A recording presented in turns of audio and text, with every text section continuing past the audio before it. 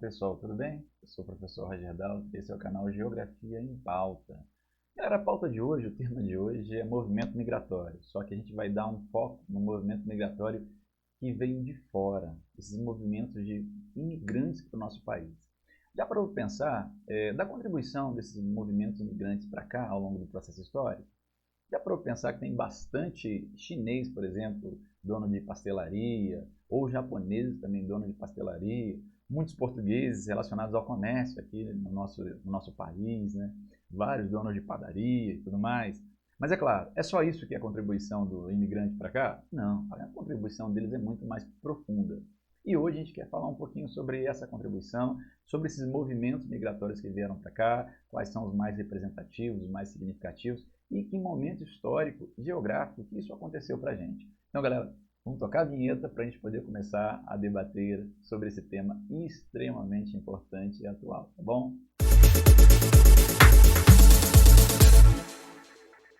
Vamos falar então sobre essa realidade que a gente tem, porque a gente pode falar que é uma realidade, tá, galera?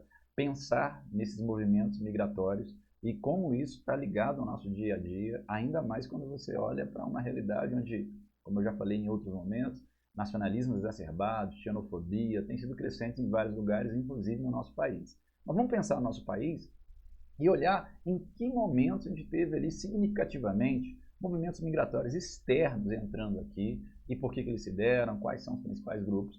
A gente decidiu recortar, inclusive, esse movimento migratório em três grandes fases. 1800 a 1850, um primeiro momento, né? Depois de 1850 até 1930 e 1930 até os dias atuais. Professor, por que de 1500 do descobrimento do Brasil até 1800 a gente não colocou ali? Porque basicamente o grupo mais representativo era o de portugueses. Havia muita dificuldade de outros povos, de outras nacionalidades poder entrar no Brasil. Não é que não entravam, é que basicamente havia uma dificuldade muito grande para que outros povos, outras etnias viessem para cá, outras nacionalidades. Então a gente fez esse recorte de 1850, de 1800 até 1850 como primeira fase, de 1850 a 1930 na segunda fase e de 1930 até os dias atuais. A gente vai ver que há bastante coisa contraditória ao longo desse processo, tá? Primeiro momento, essa primeira fase, de 1800 a 1850, esses 50 anos, um fluxo migratório muito pequeno. Por que pequeno? Porque a gente tinha um incentivo muito grande ao tráfico de escravos, né? Os navios negreiros chegavam aos montes aqui e milhões, não foram milhares, foram milhões ao longo de mais de 300 anos de escravos que vieram para cá. E ainda no final do século XVIII, início do século XIX, que está nesse recorte aí, a gente vai ter ainda um movimento muito forte de escravos para cá, trazidos à força, com todo um contexto histórico que a gente em outro momento pode conversar, mas esse era o principal movimento, era um movimento forçado. Então, em comparação com as outras fases, é uma primeira fase onde ela é menos representativa. A partir de, claro, não estou menosprezando, havia um movimento migratório forçado ali e que hoje contribui e decisivamente para que a gente tenha uma população no Brasil predominantemente negra e parda. E eu estou dentro desse grupo com muito orgulho, tá, galera? Esse movimento migratório forçado foi muito significativo para constituir o que é a população brasileira hoje em 2020. E isso tem que ficar claro para a gente. Segunda fase, 1850 a 1930, fase extremamente representativa também. Grande impulso do movimento migratório estrangeiro para o Brasil. Por quê? Propaganda do Brasil no exterior. O governo brasileiro ele decide colocar uma imagem positiva do Brasil para atrair imigrantes para cá. Pô, mas com qual objetivo ele queria atrair imigrantes para o território brasileiro? Por quê? A partir de 1850, proibição de tráfico de escravos, através da lei, por meio da lei Eusébio de Queiroz. Então, a partir de 1850, na metade ali do século XIX, a gente tem ali a proibição. Então já não podia mais trazer, por meio de navios negreiros, negros para cá. Já dificulta a questão da mão de obra, né?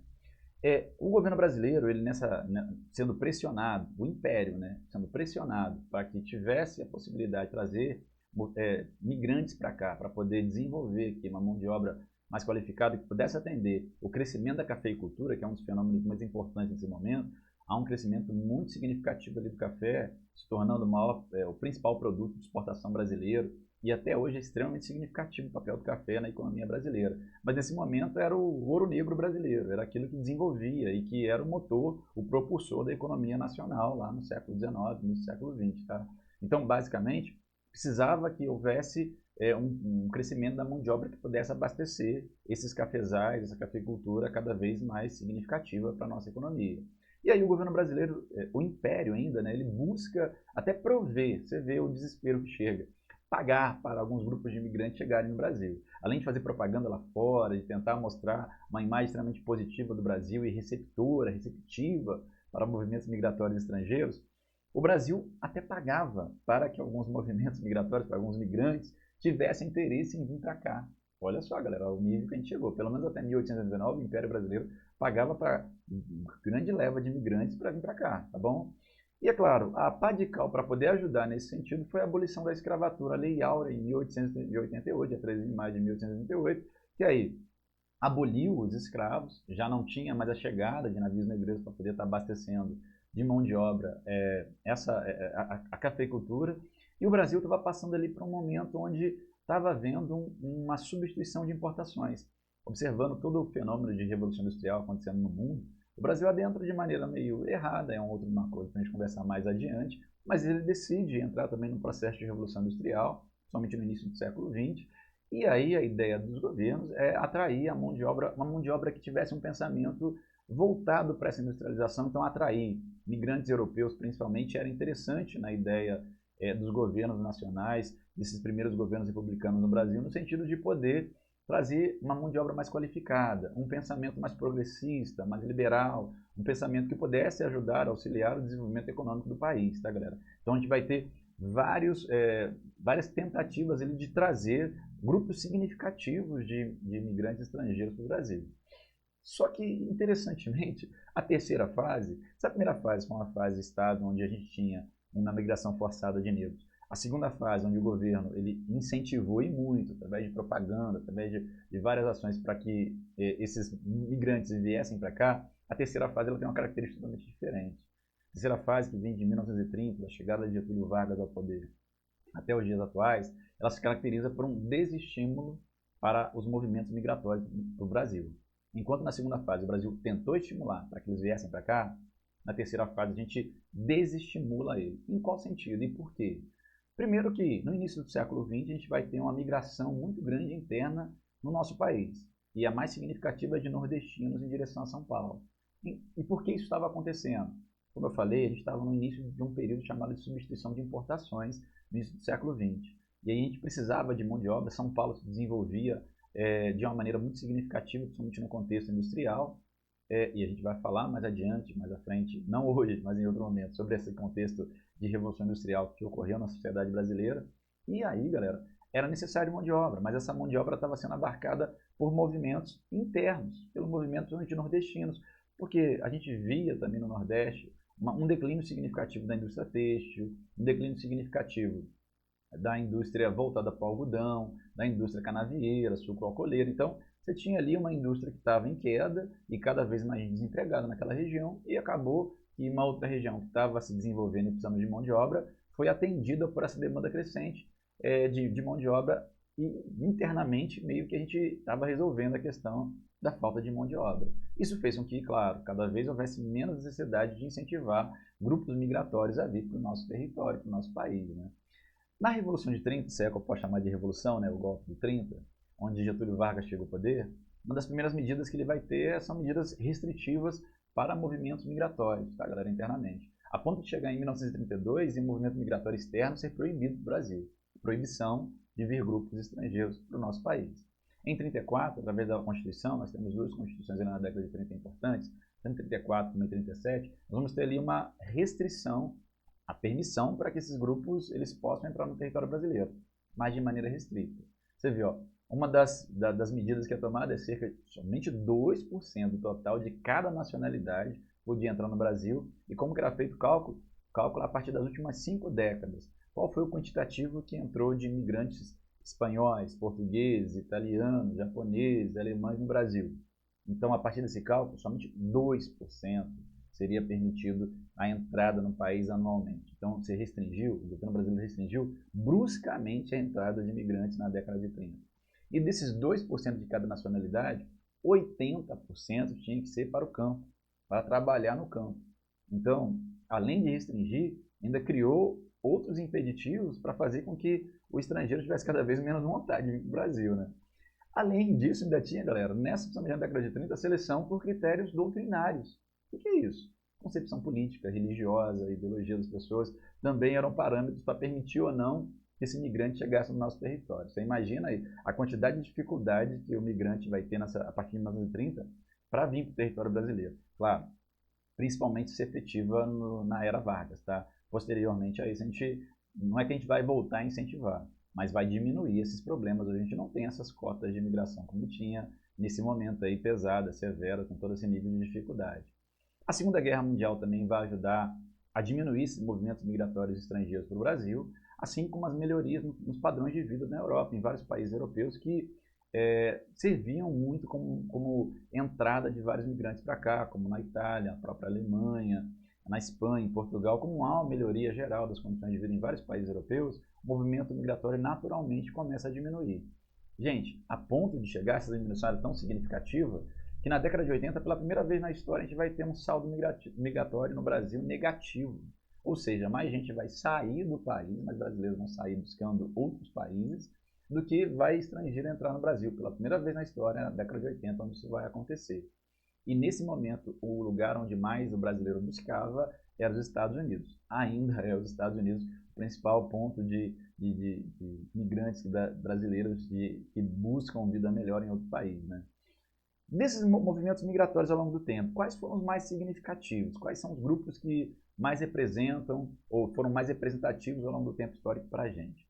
Portugueses, claro, não dava para ser diferente. O grupo mais numeroso é o de portugueses, até pela relação histórica que a gente tem de colonização. Durante muito tempo a gente foi colônia de Portugal. Durante muito tempo, como eu falei para vocês, só portugueses podiam entrar livremente no Brasil. Havia uma dificuldade de outras nações, de outros países, de pessoas de outros países entrarem aqui. Entre 1500 e 1808, até a chegada da família real aqui, a dificuldade era muito grande de outras nacionalidades. A partir de 1808, há uma abertura, né, às outras nacionalidades para poder entrar de maneira mais fácil. Mas, claro, é um processo histórico muito significativo dessa relação que a gente tem com Portugal, que fez com que mais de 1.730.000 portugueses viessem para cá ao longo do período histórico, e que são mais de 30%, cerca de 31,7% total de imigrantes que vieram para o Brasil em todo esse processo histórico, tá, galera? Além de tudo, mesmo naquele momento lá da segunda fase, onde há as restrições para a entrada de migrantes estrangeiros no Brasil, o português não sofreu a mesma sanção, não. Por nossa relação histórica com Portugal, o único grupo que não vai sofrer nenhum tipo de sanção, de restrição de entrada, é justamente o grupo de portugueses, tá, galera? Eles estão dispersos pelo território brasileiro. Claro que você encontra muitos portugueses no sudeste do Brasil, mas é comum também encontrar em outras regiões do Brasil. Obviamente que a maior concentração está no sudeste por questões econômicas e ao longo do tempo essa população tem se concentrado de maneira mais intensa aqui, mas é possível encontrar grupos de portugueses significativos em todas as regiões brasileiras, tá bom? O segundo grupo mais representativo é o grupo de italianos, também um grupo bem representativo no Brasil. Cerca de 1.615.000 italianos, mais de 30% do total, vieram para o Brasil. O ápice dessa entrada de imigrantes italianos para cá foi entre 1880 e 1930 e foi principalmente pelo incentivo do governo, tá, galera? Pagando para eles chegarem aqui, prometendo mundos e fundos, prometendo terra, prometendo um monte de coisa para eles virem para cá. Eles assinavam contrato, coisa e tal. Chegavam aqui, nem sempre a história era aquela que eles tinham contado lá fora. Tá? Os contratos muitas vezes eram contratos extremamente injustos. Mas isso é uma outra história que não dá para a gente contar, que senão a gente vai se estender demais. Concentraram-se em São Paulo. Tem italiano no sul do Brasil, tem muito italiano no sul do Brasil, mas a maior concentração, chega a ter 70% do total, está na cidade de São Paulo, é muito forte concentração, não só na cidade como no estado de São Paulo, de italianos, tá, galera? Houveram causas tanto repulsivas como atrativas para que esses grupos de italianos fossem tão representativos e hoje o segundo grupo mais representativo de estrangeiros no Brasil. Desemprego. Um alto desemprego na Itália no século XIX. E isso início do século XX, né? O que vai estimular vários movimentos de pessoas, de italianos, indo para cá buscando alternativas de emprego, servir como mão de obra, porque havia um desemprego muito crescente na Europa nesse período aí do final do século XIX e início do século XX.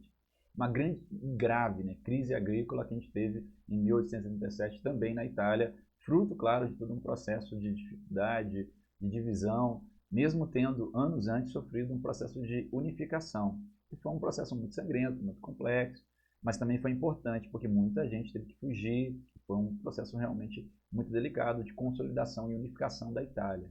Então, esses três fatores foram as causas repulsivas que expulsaram, né, o italiano para outras áreas do mundo e, claro, ajudaram a trazer muitos italianos para o Brasil. Causas repulsivas lá na Itália, né? Elevado desemprego, crise no setor agrícola, a própria unificação italiana, tudo isso ajudou a criar, a fazer com que, a motivar, né, muitos italianos a virem para o Brasil. Claro que também houveram causas atrativas, tá, galera? Eles vieram também porque tinham coisas que eram interessantes, como, no sentido, a abolição da escravatura, que fez o governo tentar atrair essa galera, e a disponibilidade de terra, inclusive com muitas promessas de chegarem aqui e terem terras a partir do seu trabalho, conseguirem terras a partir do seu trabalho. Isso são causas atrativas que foram interessantes para movimentos italianos virem para cá, tá? Olhando o Brasil como um centro de oportunidade, um lugar diferente, até porque era essa imagem que o governo queria vender para eles naquele momento, tá? Principalmente ali na segunda fase que eu falei para vocês, desses movimentos migratórios para cá.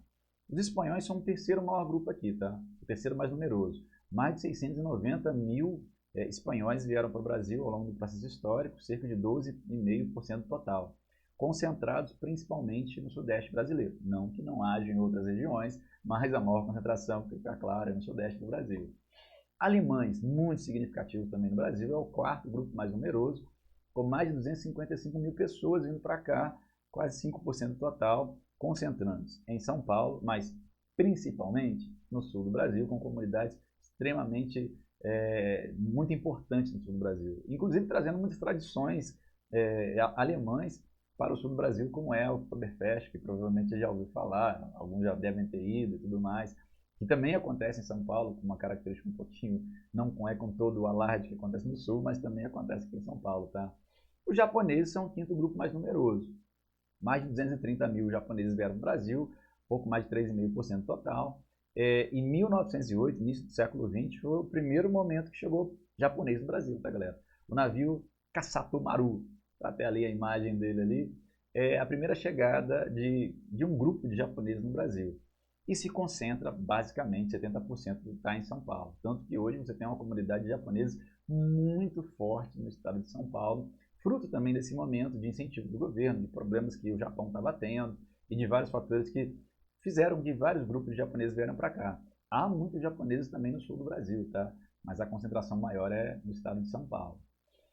Também tivemos, tá, pessoal, uma movimentação de migração forçada para o Brasil. E o que é uma migração forçada? Como funciona isso, professor? O Alto Comissariado das Nações Unidas para os Refugiados, a Acnur, uma agência da ONU, ela diz que refugiado é a pessoa que deixa sua localidade natal por questões ideológicas, políticas, econômicas, religiosas. Então ela é forçada, por um desses fatores, a sair da sua área natal, a sair da onde ela vive, da onde ela tem a sua dinâmica, ou pelo menos tinha a sua dinâmica do dia a dia, e ela é obrigada a abrigar em outras áreas. No Brasil, nós temos cerca de pouco mais de 10 mil refugiados, 10.145 refugiados reconhecidos. Quando a pessoa ela entra num país como refugiada, ela pede asilo, ela pede reconhecimento para esse país que ela está chegando, tá, galera? Então, nós temos aqui reconhecidos mais de 10 mil refugiados. Principalmente, a maioria, quase 40%, são sírios, tá? E claro, quando você olha para a situação da Síria, inclusive hoje, você entende por que vem tanto sírio para cá, mas claro, não é de agora, já tem um bom tempo, principalmente ao longo do século XX.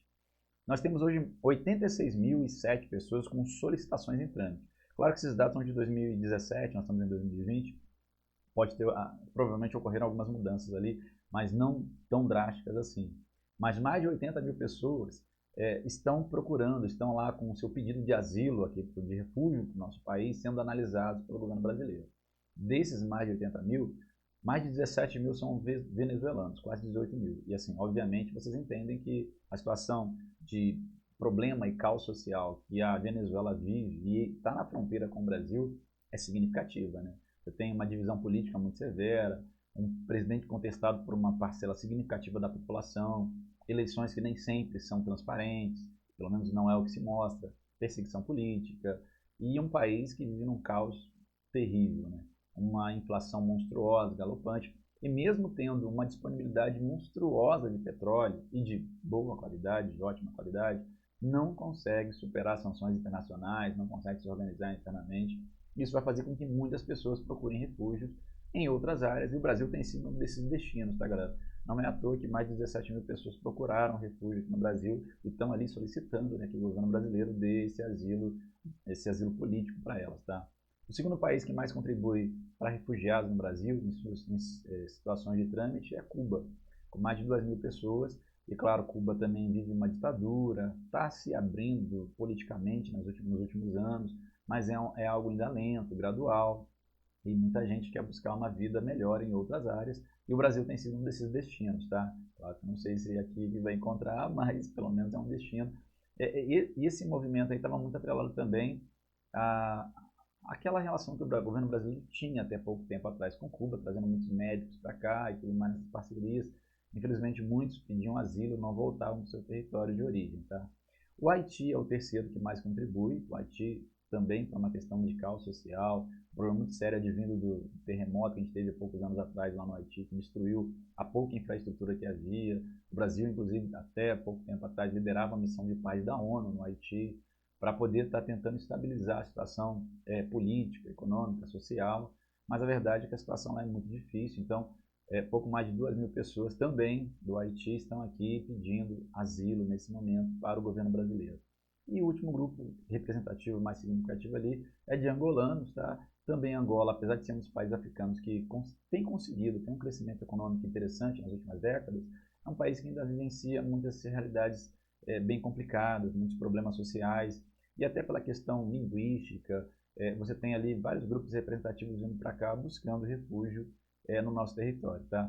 Os estados que mais recebem refugiados são Roraima, e aí, sabe, Roraima está na divisa com a Venezuela, tá? Então, muita gente atravessando a fronteira, até pela fragilidade das fronteiras brasileiras, muita gente entrando, praticamente metade dos refugiados, pelo menos os que estão buscando asilo, nem que seja em trâmite, entraram ou estão em Roraima.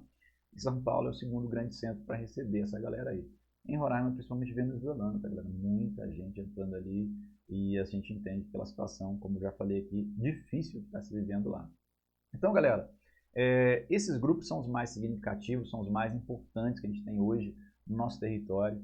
A gente tem outros grupos que são e que merecem também que a gente fale e trate sobre eles aqui, claro que em outro momento, como os bolivianos, tem uma grande comunidade de bolivianos aqui que é representativa, de libaneses, tem outros grupos também que são muito significativos, e todos eles contribuem de certa forma para o nosso país.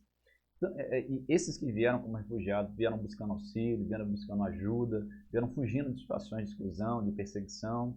Os que vieram ao longo do tempo histórico, de 1500 para cá, também se adequaram à nossa realidade, muitos agora fazem parte do nosso dia a dia. A gente tem comunidades de colonos europeus, asiáticos, muito significativo, muito representante.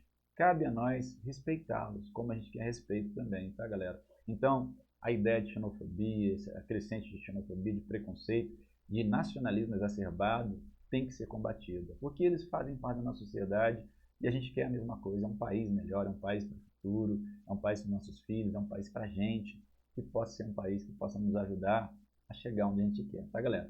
Gente, eu fico por aqui, quero agradecer a audiência, a paciência. Quero lembrar que a gente tem um podcast também, tá, galera? Procure a gente lá no Spotify, nas outras mídias aí que tem podcast, nós temos o Geografia em Pauta lá, a gente fala até um pouquinho mais, tem um pouco mais de liberdade, que funciona como uma rádio, né? Então, se quiser nos procurar no Geografia em Pauta, no podcast também estamos aí. Se inscreva no canal, mande comentário, dê sugestões de temas pra gente, porque a gente está aí para fazer o melhor por vocês, tá? Obrigado pela audiência, pela paciência e até a próxima. Fui!